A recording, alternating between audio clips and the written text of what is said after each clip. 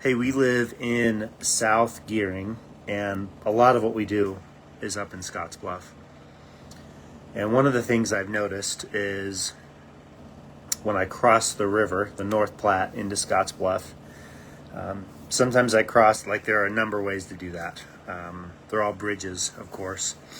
And one of the things I notice whenever I do that is how, like during the summertime, is how green everything is along the river.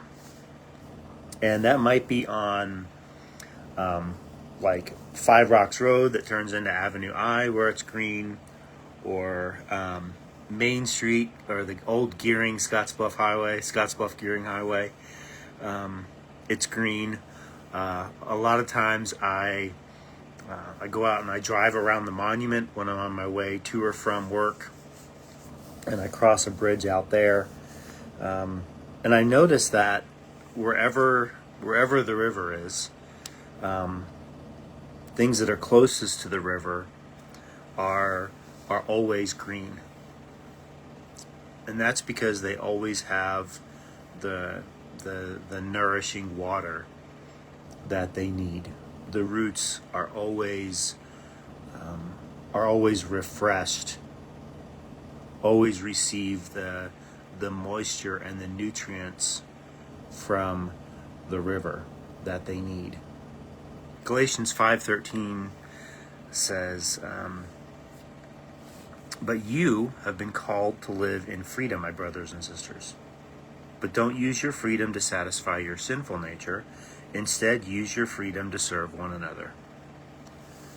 So as people who have been freed from sin, as people who have been freed from the need to try to earn our salvation or maintain our salvation, as people who have found their freedom in Christ, we're to be like the North Platte River.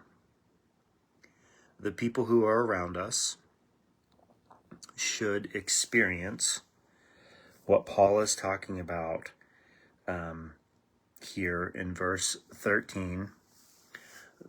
Should experience flourishing. They should experience Christ. They should experience hope and peace and comfort and joy.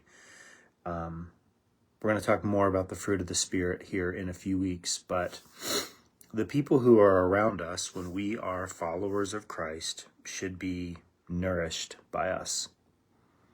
They should be a people who find flourishing because of our presence. That's what it means to serve one another in love.